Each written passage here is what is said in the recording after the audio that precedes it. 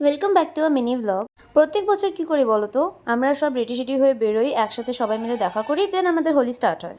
এই বছরও কিছু আলাদা ছিল না আমার মাথায়, তো আমি সুন্দর রেডি হচ্ছিলাম। দেখো কতগুলো সানস্ক্রিন আমি লাগালাম, যাতে মুখটা রোদের থেকে প্রোটেক্ট থাকে অ্যান্ড হোলির থেকেও প্রোটেক্ট করে। মিনওয়াইল বাইরের অবস্থা দেখো। এ বাপ রে, এইটুকু টাইমে এত কিছু হয়ে গেল। হ্যাঁ, কি হলো? আরে সুন্দর রং লাগাও, সুন্দর রং লাগাও, একটা সুন্দর রং লাগাও।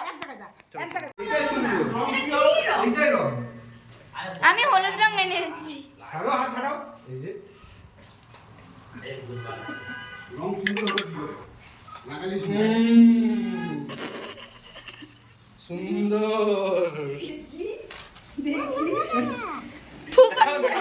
দেখাও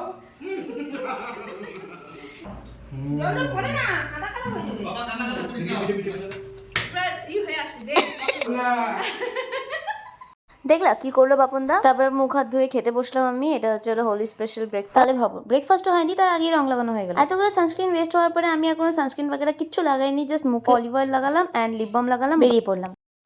নিচে এসে দেখি গুলুর খেলা স্টার্টও হয়ে গেছে।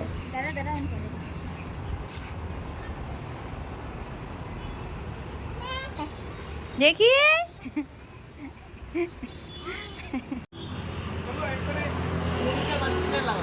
হ্যাপি হোলি। এটা হচ্ছে বাপনদার বাড়ি। বাপনদা তো বাড়িতে ছিল না, তো বাকি মেম্বারদেরকে রং লাগিয়ে বেরিয়ে গেছে। কোথায় কোথায় ভিডিও হচ্ছিল, কোথায় কোথায় ভিডিও হচ্ছিল না, অতটা মাথায় ছিল না। সোনুকে রং লাগানোর সময় ভিডিও করা হয়। এখানে আমরা যাচ্ছিলাম মনিকাদের বাড়ি। বাড়ি গিয়ে দেখি মনিকা নেই, তো আমরা দোকানে চলে আসছি মনিকা রং দিতে। বাবা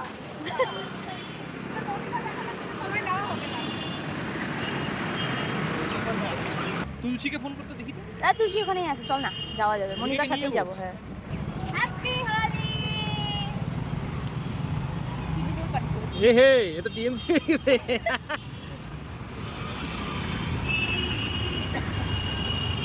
ভদ্রভাবে লাগাইছে।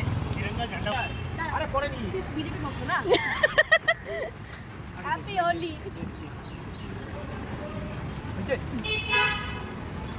শ্বাস নেওয়ার সুযোগ দিও।